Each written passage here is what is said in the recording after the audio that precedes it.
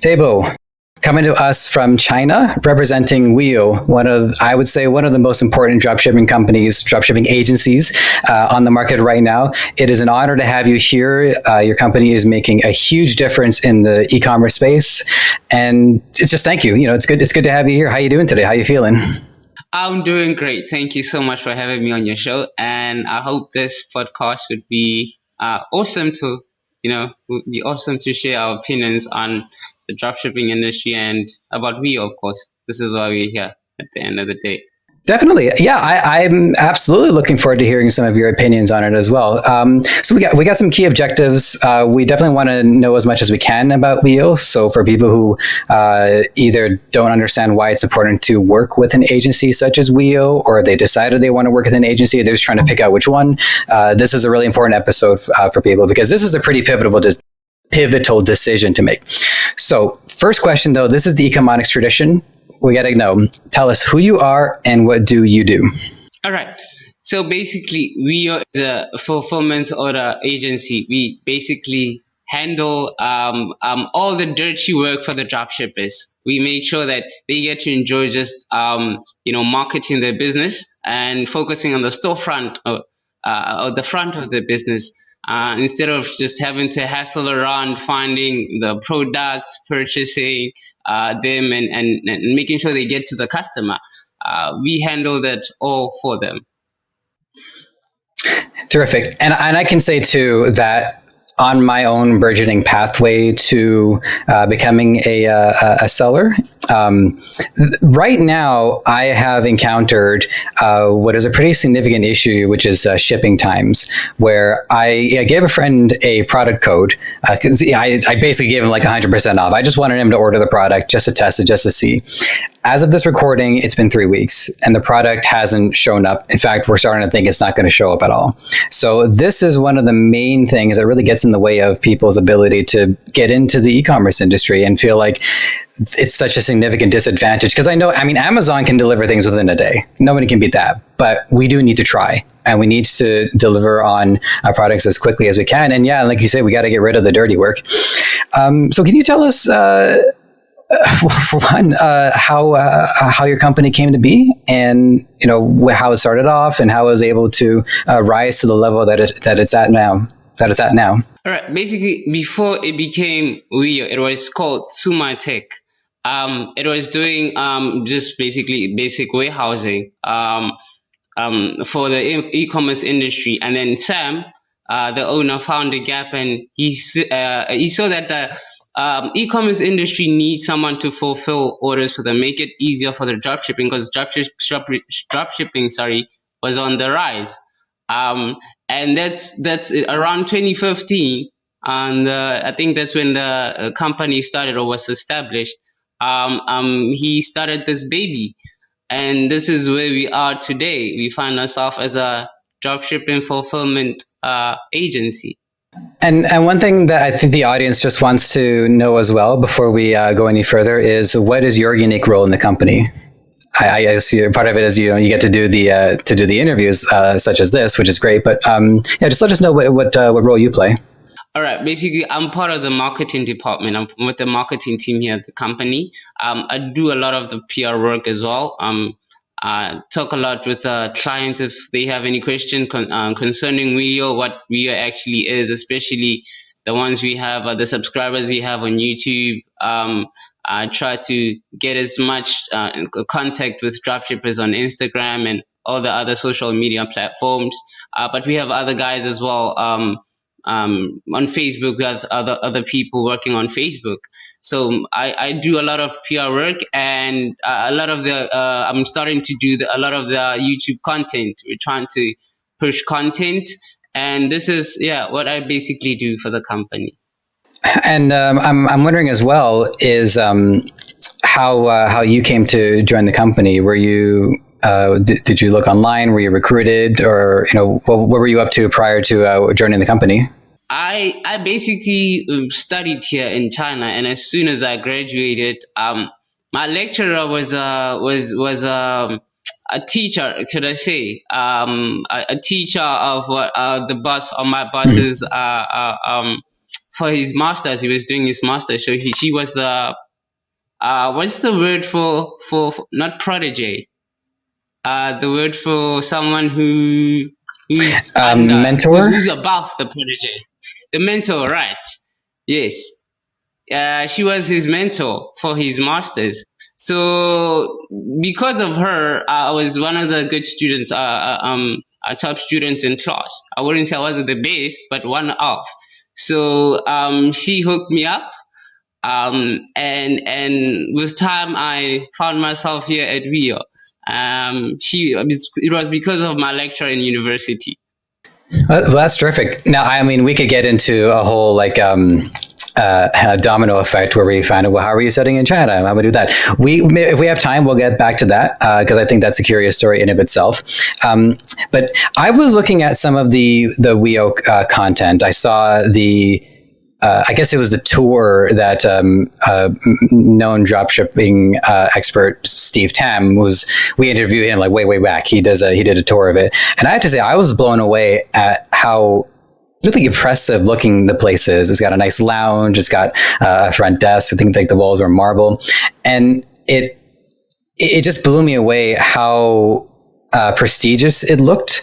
So can you speak a little bit more to what were some of like the major milestones and how Wiio was really able to expand and become such a heavy hitter in the e-commerce space? I think with everything, it takes time and consistency. It started very small. It started with 4 people. It started with just Sam, the president of the company, and 2 other people. And with consistency and hard work, and obviously the government here in China does make it easier for businesses to start. It's very supportive of startup companies, so they had a backing from the government as well. With consistency, like I said, and then we find Wiio being where it is now. That's terrific. Well, I think it just goes to show that these fundamentals about consistency and determination and being open to receiving help from other sources who are willing to provide that help, like you're saying, the Chinese government was willing to provide business backing. You know, you take the help when it's offered, and now it is what it is. There are other competitors out there. I've spoken to quite a few. And I myself being in the dropshipping space, I'm a burgeoning seller. I have my own. I have pick of the litter, right? I've been able to really talk to all of them, so it's fantastic for me to be able to hear from the different companies. I would like to know is what makes Wiio unique. What does Wiio like to do to give itself an edge? Where does it focus its priorities on? And we'll take it from there. We'll expand on that from that point. All right. Well, the main focus of Wiio, I think, what we're developing is trying to create, a customer relations. We're trying to make sure that we are very close to our customer, very supportive to them. We're very attentive. We want to add as much value to the customer as we can. Because when you look at what most of us do as dropshipping supply agencies, it's very similar. We all go through the same challenges. I mean, we go head to head when it comes to shipping times as well. I think we offers the most, one of the most fastest shipping times for any agencies here in China. I quote, one of the most fastest shipping times.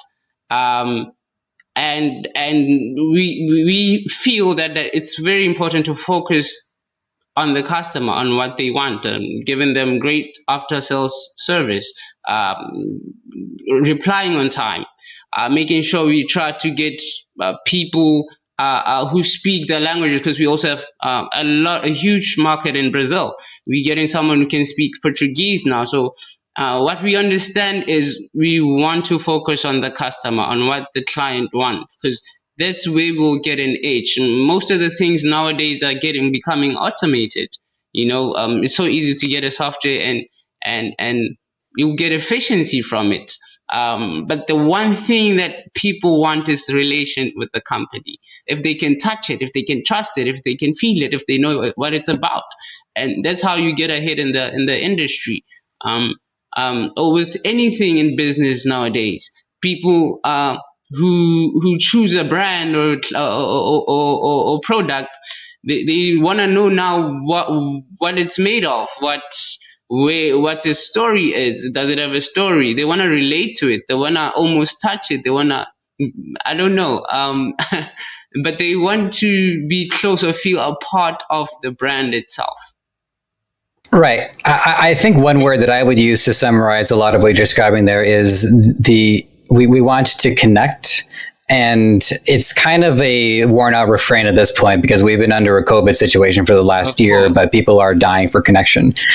And it's, it's one of the reasons why we've switched over to doing video content, because we want people to see each other's faces. I've been kind of like, I've been, not gonna lie, I've been a little greedy because I would turn on the video content, but then we would just put out audio content. So I would just turn on the Zoom call. Hey, I want to see your face, but the audience cares about them. Well, it's really important, and people want to connect in any way that they can. And now, when you're saying the customers, of course, I'm imagining that the customer is, of course, the person who is selling to their own customers. So in this context, that the customers working with Wiio are the sellers. And it's important that sellers, too, are also creating those connections. I got to say, I don't have quite like a formulated question to really say. I try to go one step above and not ask you like something really simple, but it's going to have to be a simple one this time around. Can you tell us about some of the connections that you made with the sellers and the feedback that you've gotten from them and how they feel like your company has really made a difference in what they're doing? If you go to a blog, I feel like most of our reviews, when you get there, they tell us that I'm quoting you from customers. They tell us that we have great service, great feedback. They can even name the sales management agent's name. They know them by name, showing that we do try to get very personal and very close and very attentive to our customers, which is very important. We try to stay as consistent with one customer versus agent. Excuse for the lack of a better word when I say versus, or whoever the sales agent is. We try to make sure that the sales agent is consistent with that one customer. You don't just switch them over. But of course, we still want to create value by quick reply, quick response. So you might not be working with one agent all the time. The agent that's available to help you with whatever you need will be there. But the great thing is, most of the clients remember the agent's name, showing you that we do try our best to get personal and close with the customer. Not too personal though, in a business sense. Very attentive to our customer. Yes, we try our best. Yeah, well, I mean, any consistent listener to this show knows that I personally like getting into the personal side, and I do have my own sales background as well. I spent a lot of time in watches, and like the last job that I did before this one was we were doing luxury watches. So it was interesting because I got to have a Rolodex of clients who were all very high profile. We had one person who was like an active Democratic politician. Like we looked up his Twitter and we saw, well, yeah, that guy, the guy was chewing us out. Yeah, he's running for office in like, I don't know, Michigan or something like that. And then we all kind of like sat around for a second and we thought, man, it must be nice to be a public servant and be able to afford these luxury watches, huh? And so it's crazy to think that we could form these connections with people. And I think that there is a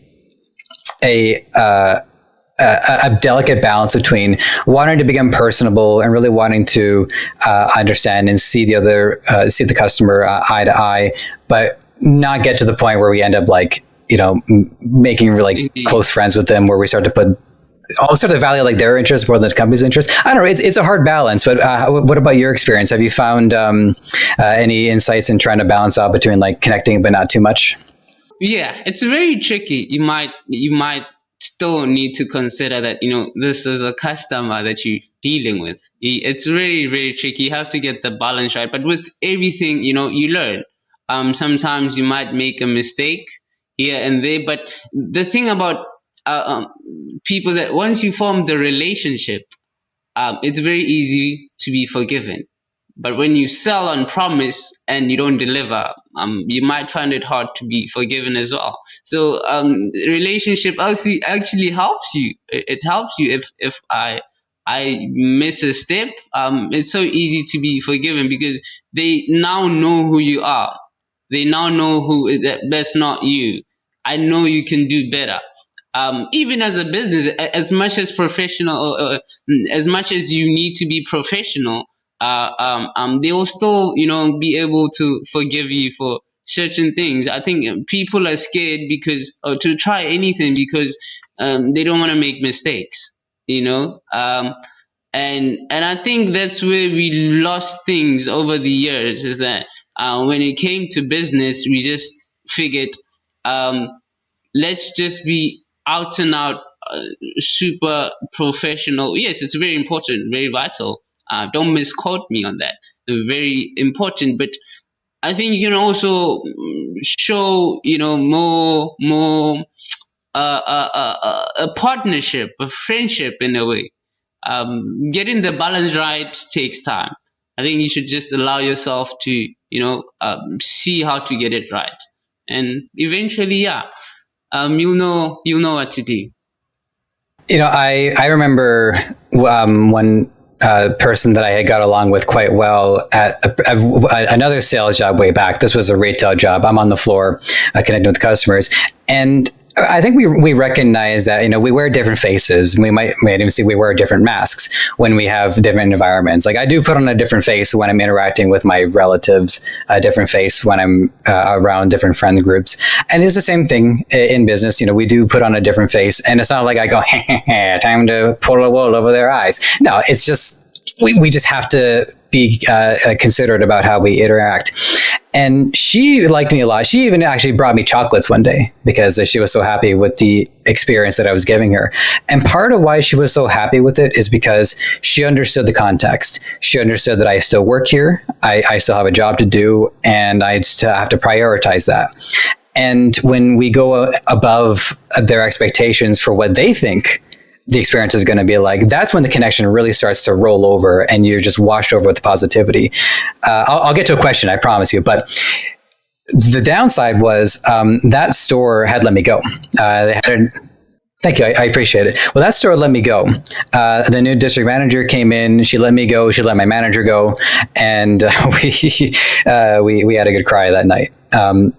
And I remember visiting that store about maybe 3 or 4 months later, and that woman who really appreciated me, she didn't realize that I had been let go. She thought I quit, and it completely changed her opinion on me because she thought that I wasn't loyal. She thought that I just didn't value the long-term benefit of being there, and I had no way to tell her that. So it can be unfortunate.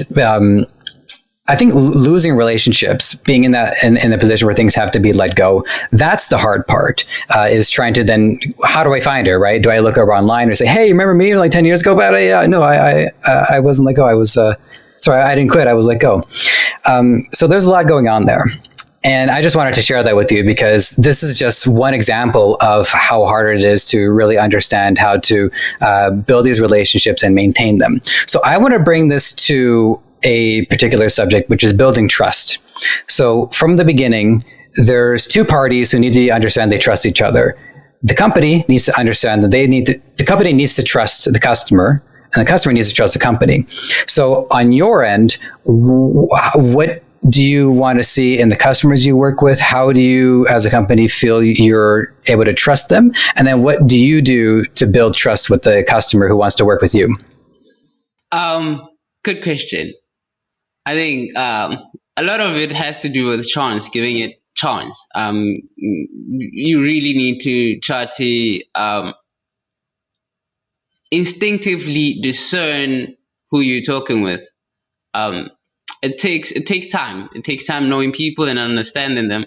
It takes time with you being experienced in the business of working and relating with people. And I believe trust is gained. We have to gain it. You don't just would say, let me trust you. And it's a tricky cheeky way. But the best thing you could do, or what you could do now, is if you are more transparent with them, if you have a story to tell, if they can see inside of your company on your YouTube channels, if they can talk to one, if you can give them your number and reach out. You also have to show something concerning what we are trying to do and what we can do.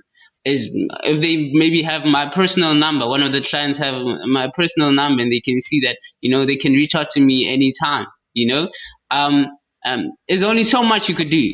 If someone could have trust issues, naturally they wouldn't trust anything. um, but we would try our best, by putting whatever content that we can put out. Are we showing them insight on how we operate? How if they, are we showing them warehouses? But even though if we would do that, it will still be like this could be any warehouse. Someone could just be paranoid and say it could be anyone's warehouse. It's still not the place. They could have taken any video, because now you can't just come to my place right now with the whole COVID situation. So it's something we're still trying to find, to be honest with you, and we understand that we need to create this trust. We need to, and that's what we're working on. That's what, like you mentioned earlier, one of the USPs, or what we're trying to be as Wiio, is focus on the relationship that we have with our customers, and that has to do with building their trust. And I think the other thing is, are we delivering on our promises? We have to be consistent. And that's one other way you build trust, the consistency. If you're not consistent, are you consistent in communication? Are you going to get back to them and tell them exactly what's going on? Are you able to offer solutions if there's a problem, and tell them, okay, this is what we can do because this is what's happening right now? There's another way of building trust, the communication that we have with the customers. And we hope we also get the same feedback from them. But at the end of the day, it's purely business. If the deal falls through, it falls through. If it doesn't, hey. It's a churn rate, right? If one Democratic politician no longer is a fan of us, we just move on to the next Democratic politician. There were 2 points that I thought were interesting about your answer. The first is that building trust is obviously tantamount, as we heartily agree. But there's a bigger picture issue, which is building trust in the whole industry. There's one story that I've said so often that I think I actually owe somebody a free coffee by now, because they got the punch card and they punch it every time I tell the story. But I ordered this product called a hands-free bracket, and it was delivered, but to somebody in Montreal, and I never got it. Oh, sorry, no, it was Quebec. Well, Quebec is a province. Montreal might have been the city. I didn't look into that part. And I go onto the website, say, hey guys, you sort of sent us to the wrong province, but the website just didn't exist anymore. And that can be, and a lot of people are having that experience. There's images where people will like order a dress online, and then they get the dress in person, and it's, wait a minute, I thought this was blue. This thing is white, and all sorts of things are going on. And so I'd say one of the main issues is the industry as a whole has a trust issue, because there's a lot of people who are taking advantage of, I would say, the naivete of ordering online for the first time. Is this something that the company is aware of? Well, I'm sure you're aware of it, but is there an effort to address sort of like the trust issue and the skepticism of the industry at large? Yes, we're very aware of this issue with the e-commerce business. I myself would have experienced one or two, problems or difficulties when I ordered something online. I'm like, I expected something, that's different. It happens to a lot of us, and we honestly trying to gain the trust of the client as much as possible. We're trying to within our content as well. Like I said, how do we communicate trust with them? How do we, with our ends, how do we communicate trust with them? And that's what we're trying to figure out. We're trying to strategize on what can we give them that will say that we trust them. But then the issue of trust is basically consistency. Are you consistent enough with your dealings? We really, really, really, really, really understand, and it's unfortunate for people who are actually reliable, even though they're reliable because they had one experience in the past with a different agency, a different establishment, a different company. It might be a misfortune for you because now they just have a negative idea of doing shopping online. But somehow we are stuck now because of the COVID. We can't reach to most places. We can't just go. So it's opened this market now where people are now forced to do business online. It's not whether they have a choice sometimes. Um, yeah, but we are well aware of the trust that customers have, and I believe we are very consistent in our dealings. Just go check on the reviews on our websites and on our YouTube channels, and see how people react to Wiio. And that's one thing people should do, and I believe they do that. I believe clients check on the reviews to see if this place is legit or not, which is great for us, great for companies. The fact that there's a system where you can see reviews on that, and I encourage people to check reviews before they just order or become partners with companies. Yes.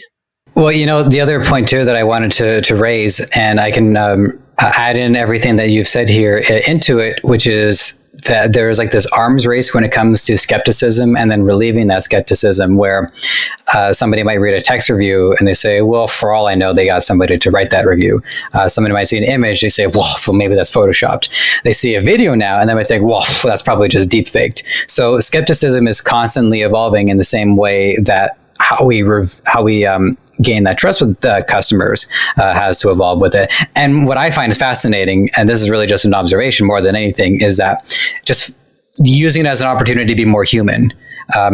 Doing content like this, where we get to have a conversation, doing content on YouTube, having blogs, showing more images of the people, is peeling back that veil. We don't so much have to have the corporate image as the only thing that people see. It's really just about people working with people. The other thing I want to say too, this is just like another story that popped into my head. Are you always saying like once maybe some people they're burned on something and they just there's no coming back for them? I will tell you, because maybe you guys will find this experience valuable. But that happened to me once with acupuncture. I was having stomach problems and I went to this naturopath, and I'd seen her for a number of weeks, and she said she would try acupuncture. And so I'm laying down on a bed and I'm getting needles. Boop, boop, boop, boop, boop, boop, boop, boop, boop, boop. I know that's not actually the sound effect that they make, but just for audio listeners, that's what we're dealing with here.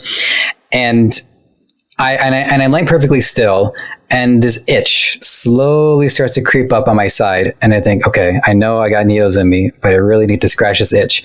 I move my arm just slightly, and some of the needles start to adjust and spot. And all of a sudden I am in a lot of pain and I can't do anything. I'm too scared to even to scream out. Luckily she comes back in, she starts removing the needles, and I just said, I moved my arm, and one of them, I guess, moved in place. And so that was almost like 11 years ago. And I've never even considered acupuncture again, because sometimes people just get burned on it and they got to move on. So I just wanted to tell that story, because sometimes really, there are ways, I think, to regain trust, but I think the issue is it takes a lot of resources and a lot of extra effort to reach out to that person. So I don't know if I would even be an advocate for acupuncture, even if they did regain my trust. True. Makes sense. It makes a lot of sense.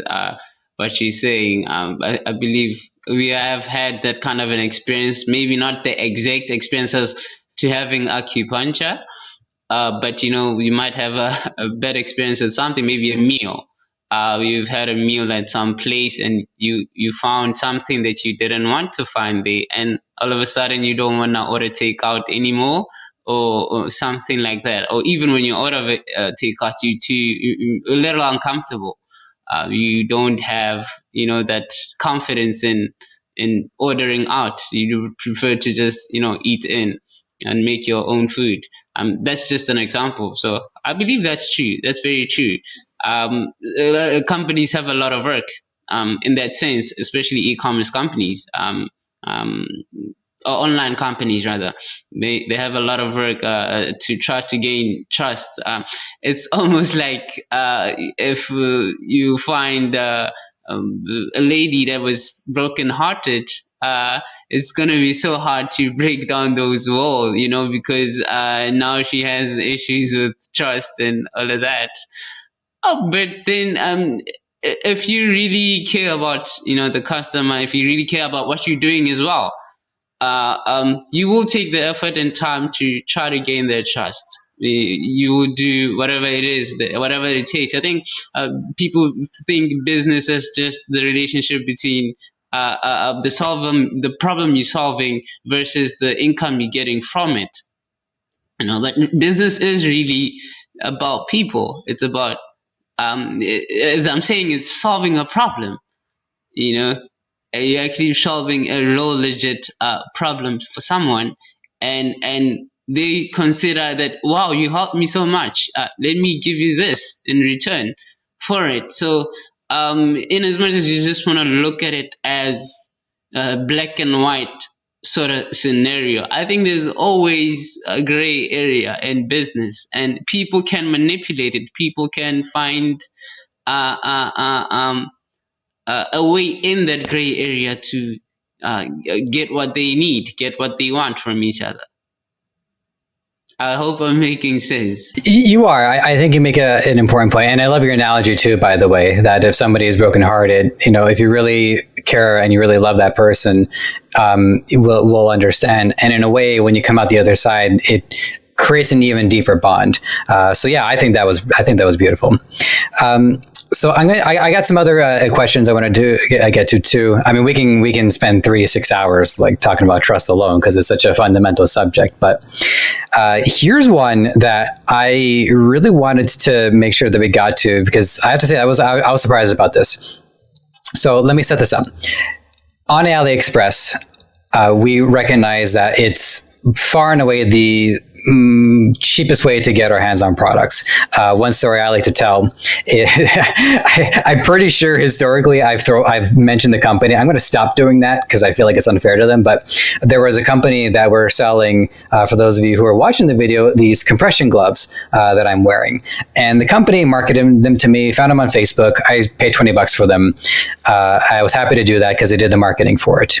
But then I learned through an interview with somebody else earlier on that these things are actually like $3 or $4 on AliExpress. So I go to AliExpress and I get $20 worth of these gloves, and now I've got one for me, one for my girlfriend, and then an extra pair in back. So when Wiio says that pricing is actually cheaper on AliExpress and yet has so many features to offer, I gotta ask, how is that possible? If I'm trying to understand, are you saying Wiio is cheaper than AliExpress?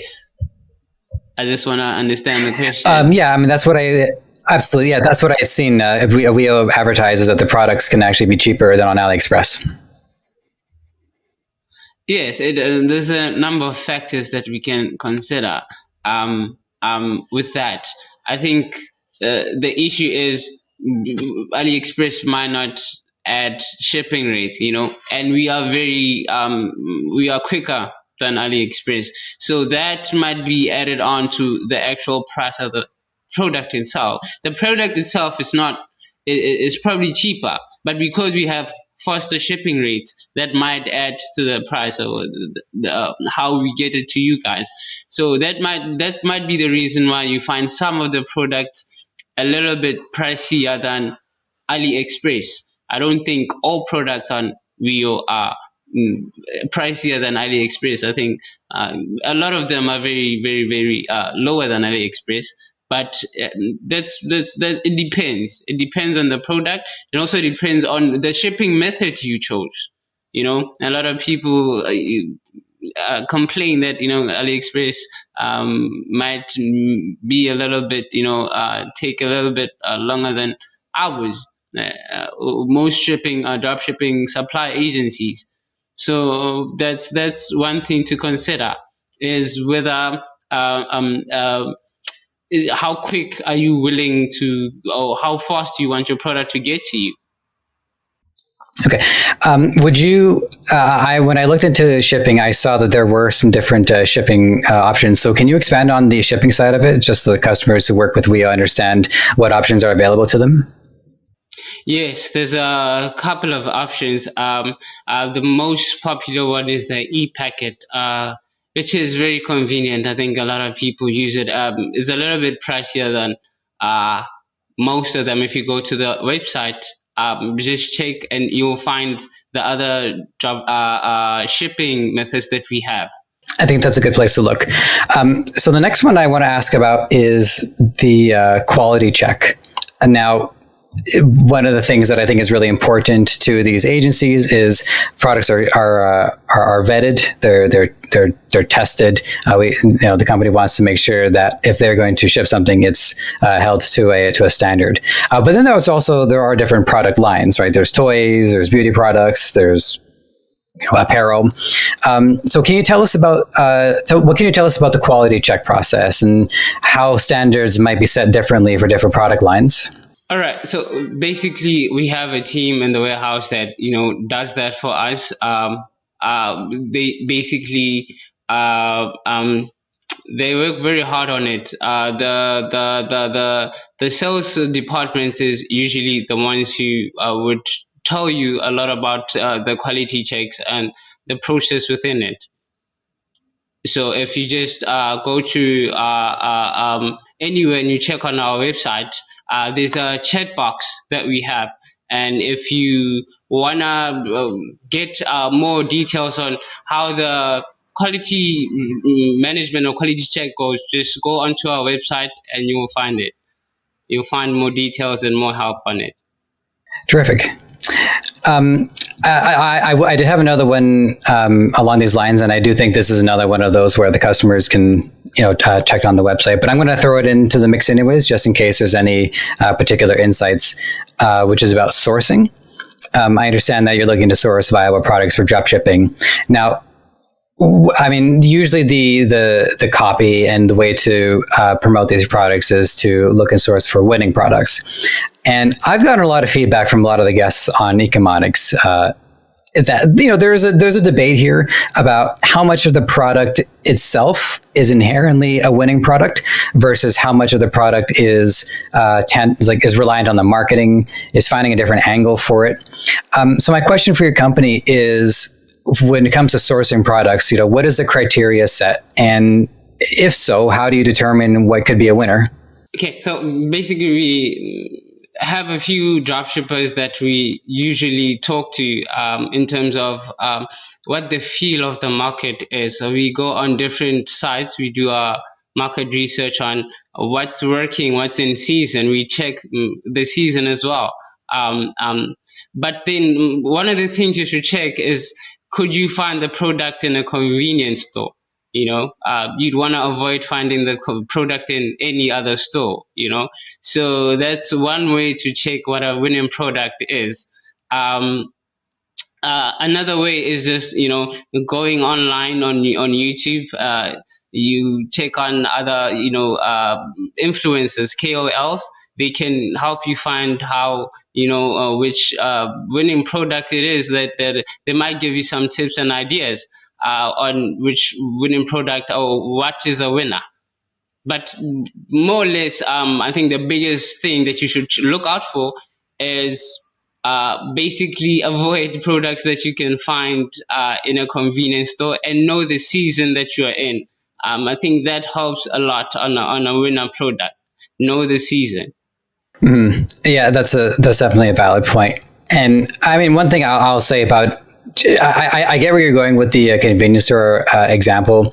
I would also consider stuff like going to Walmart, or for me, being kind of like a tech computer nerd, going to / business office space nerd, going to Staples. Personally, one thing that I find with convenience stores is that if I look at a product, I'm like, okay, I'm going to get the cheap version of this, but in order to find like a really good premium version of it, I might have to look elsewhere. Get like I'll buy like a walnut cracker that looks metal. Then I open up out of the package. I'm like, oh, this is just plastic. So there's like limits to what convenience stores are. But I think it's a really good general point, which is, there are products that I think these major retailers or even smaller stores, they just don't think it's feasible to carry because they just don't see the potential in a product to sell large enough. And we know when we individual sellers and we tell a lot of the people who are looking to get into dropshipping is, focus on specificity, focus on a niche, and really like zero in on something particular and put the energy into marketing it. And then even if I'll never see it so long as I live in a store, I still understand intuitively how important it is in my life. So there's a lot of really good insights there. I'll redo it.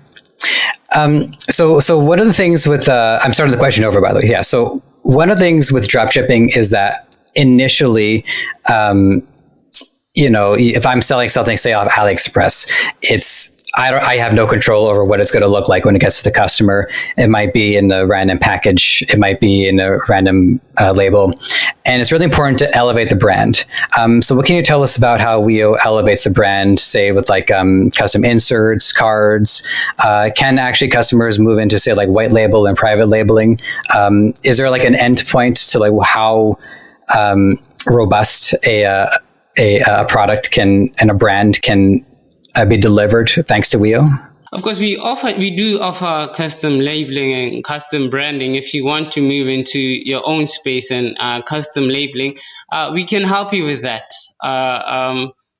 It's all there on the website if you check it out. Excellent. Yeah, just for listeners who maybe like, they haven't. Okay, so okay. I think with questions like that, it's the most important part is like, is it there? And the answer is yes. So that's all well and good.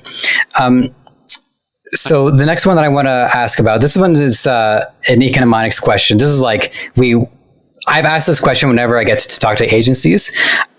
It's about learning in aggregate, or when you collect information from a lot of the people you work with. One of the great advantages to an agency is that you're learning something from all of the different people that you get to work with, and you have this big pool of information and insights that you can then share with other people. So is there anything that comes to mind, or anything that you've learned from all of the people you've worked with that you've been able to kind of like share with other people you work with? Yes. I think the biggest thing is being able to inconvenience yourself for someone else. I think that's the biggest thing that I've seen with the people I work with.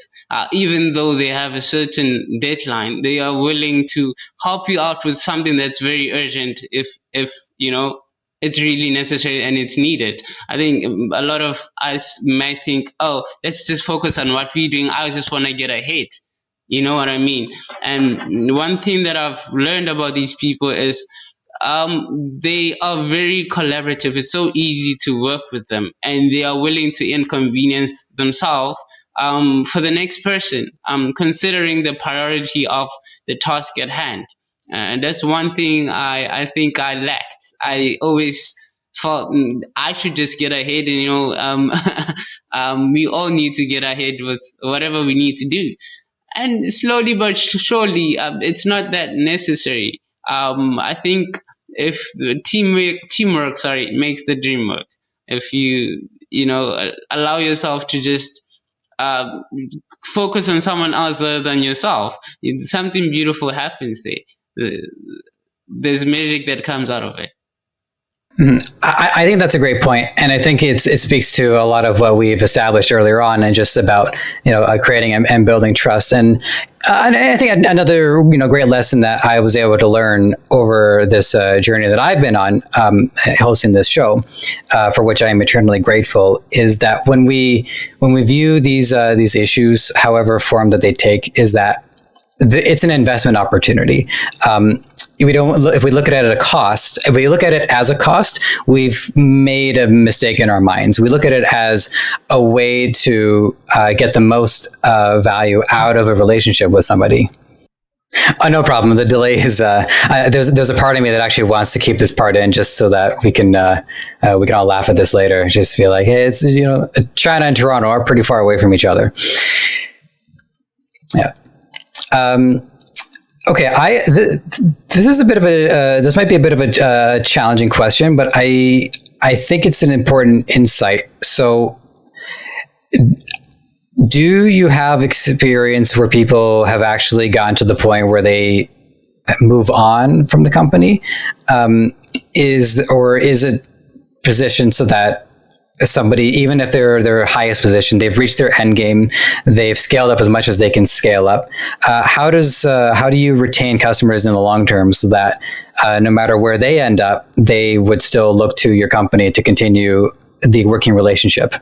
I think it may happen. It may happen that someone wants to, do their own thing. It depends on the kind of resources they have. I mean, whatever that we are offering is something someone can figure out and try to do it themselves if they have a big enough team. But with the efficiency that we're doing it, that might be the issue. So what we try to do is do it with as much efficiency as we can, and we progress with time. Time and time again, we've never seemed to disappoint on that fact, on that matter. So I think the biggest thing is trying to be efficient in your dealings when it comes to the customer. Are we efficient enough? Are we quick enough? And that's how we're trying to retain our customers, including trust as well. Building that, you point out a very good matter or point, that you need to gain their trust. But it happens with commitment and efficiency. Are we efficient enough? And that's one way we try to retain our customer. Yeah, I think I can definitely see that being the key deciding factor, because if the business is running so efficiently, then if somebody were to try to move on, what they'll find is that they're losing time, they're losing resources, and so it just wouldn't be practical. It just wouldn't be worth it. So I think that's fair. That's a really good answer to the question. So Tebo, we still have some time left, but we don't have a lot left. And I think, I could be wrong, but I think this is the first time I've gotten to speak to somebody in China, which is kind of telling, because China really is the central point for a lot of what makes e-commerce possible. So here's one thing I just want to ask, because I'm just like deathly curious: is what's life like in China? Like, what's the subway like? What is the really just, what can you tell? What would you for people who've never been to China? What would you love to tell people about living there? Yeah, when I go back home, because I'm from Africa, I'm from South Africa. In fact, when I go back home, whenever I get this question, it's very challenging to answer in just a brief answer, a summary. It's so hard, but it's very different. The people they are very nice. I've never seen such such a kind people, such a kind group of people. Um, um, Life here in China is, here that's fast paced. You could say that there are parts of the country, parts of the land which is more easygoing, but in most of the cities it's kind of quick, very fast paced. Very cultured people, very cultured people. They are very in touch or in tune with their traditions and culture as well. You have to really understand where you're from, and they do try to accommodate other people as well. If they, I don't think there's any other place I've been where I've seen such kind. That's the biggest thing, that's the first thing you notice about Chinese people in general, is how kind they are, how they're willing to offer help, offer a lending hand, But the one issue that I had was the language barrier. A lot of people can't, speak English. Many do speak it, but you might find it challenging to find someone who, especially with the older generation, the more mature generation. Yeah, many of them, they don't really speak the language, and you might find it very difficult, reading the characters as well. You have to, learn them. But lucky enough, we have translators these days. Where I come from, when I saw that you could pay, with your phone, everything is done on your phone, I was amazed. I don't think we have placed systems that would allow us to, pay with our phones. Although there is now in my country, but it's not as popular or as common as it is here in China. I think the technology is second to none. Excuse that I'm saying, I'm putting them high there on a pedestal, but they are, they are have world class or state of the art technology. They do. I appreciate the answer, and I also appreciate when you had said that to summarize so much about who they are and what they do in such a short amount of time is almost not doing them a fair service. But I think the fundamental takeaway from me is their kindness and how accommodating they are. So I that to me is kind of like the takeaway that sticks out in my mind. Secondary to that, I also was wondering if there's anything you'd like us to know about the company culture within Wiio. As far as I know, it's probably the biggest in terms of people working there. It's the biggest dropshipping company that I've talked to so far. Not that I've gotten a head count of every agency that I've talked to, but I think it's pretty much that. So I think there's a lot of responsibility for a company like this to pave the way for what company culture in this industry can look like. So what would you like to tell us about the company culture at Wiio? All right. When I first came in, because it hasn't been that long since I only started working on from last year. It hasn't been that long for me since I started working here. But what I can tell you is you sense an equality. Like there's no one there's no clash of egos as such. Everyone is almost on the same level. It's so crazy how the boss himself. There was one meeting we had, and what surprised me is he decided to sit at the back.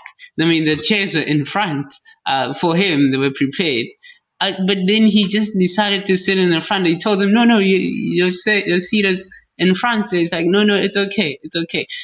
I've never seen such. I'm very humble. It's a lot of people are very humble in this place. So what I do understand is the go-getters. We want to get things done. We want to make sure we get things done, but we do have a sense of humanity within the company. We're not just out and out business that's hungry to thrive, but we still keep a sense of humanity within the company. I don't know, but we find a way to find the balance, between being about business and also being about the people within the establishment. And that's one thing I sensed as an outsider when I came within the company or the establishment. Is the humility, the sense of humility and the humanity that's within the establishment. I think that's a great answer to the question as well.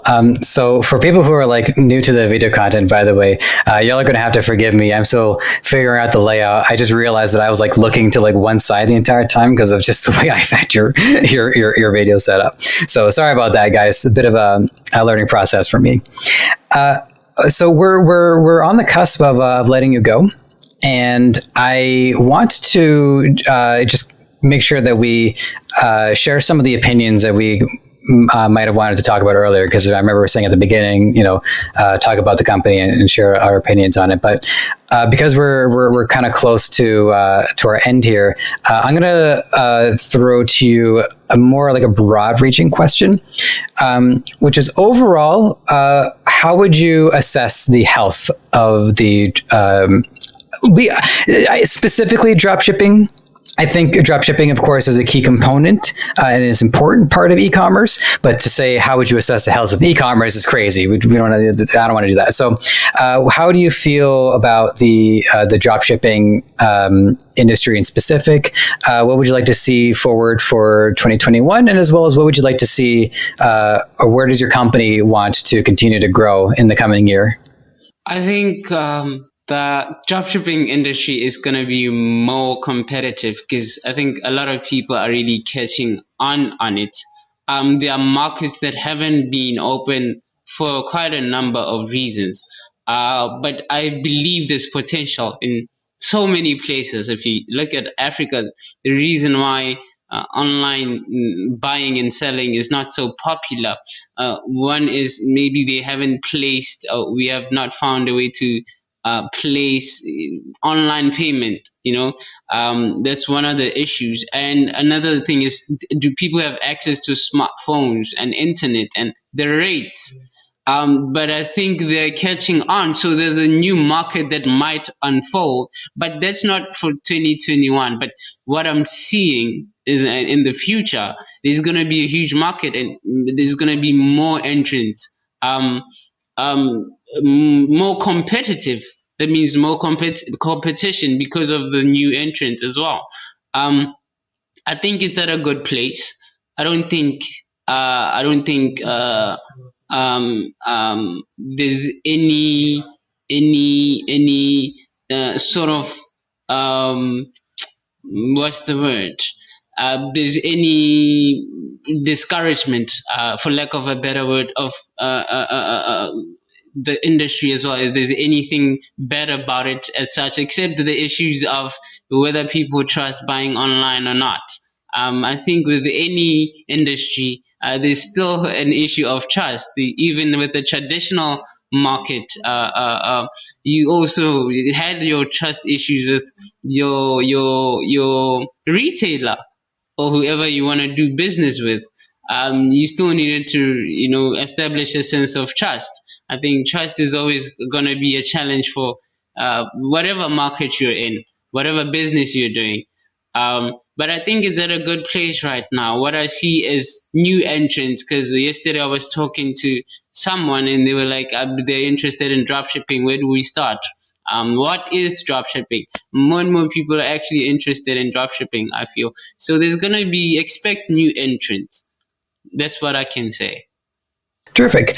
I think for me, just seeing from what I'm seeing, starting as an outsider and slowly feeling my way into the e-commerce space, is that I think it's showing how important the industry needs to be cohesive in order to function and to grow and thrive and to handle the incoming responsibility.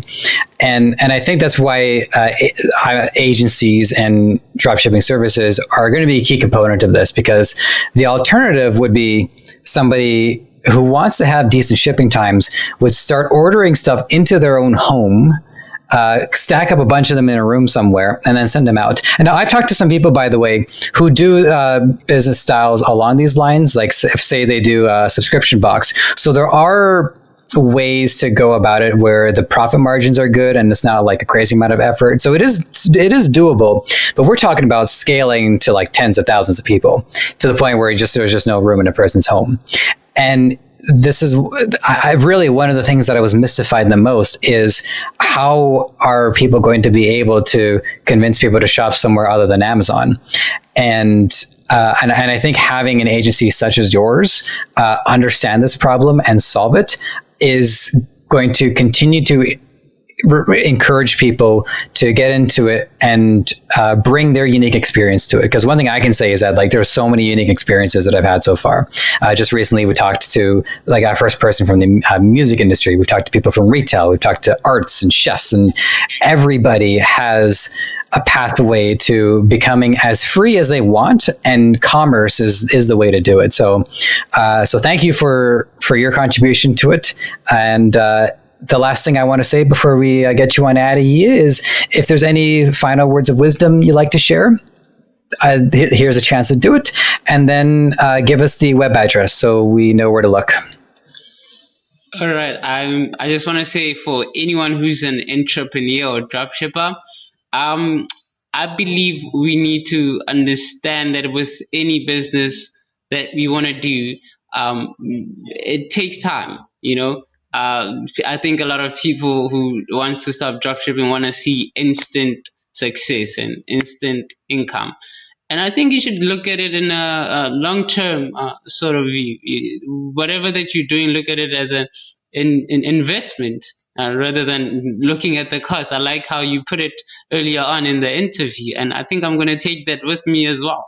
I mean, look at the investment instead of the cost and what you're putting in now, and don't look for instant success, you know. It's going to take time. With everything that is solid, it takes time. It needs a foundation. It needs understanding. So I think give it a chance. If you feel you want to start dropshipping, give it a chance. I think you need to give it time. And our website is called this www, or where you'll find us is www.wiio,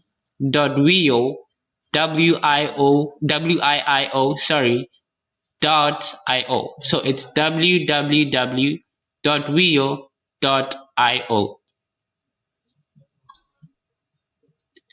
And then Terrific. you can also Well, this check has been us great. out on It's Instagram and Facebook. Oh, so sorry. I know. I'm sorry. I thought I thought you stopped there. Yes. So Instagram and Facebook. And yeah, I was just going to say it's been a blast to meet you and to learn a lot about how the role that your company is playing. And with that, that's everything that we're going to do today. So listeners, you're welcome so much. It's been great. All right, listeners, take care, and we will check in soon. All right. Take care. Thank you for having us. It's been a pleasure.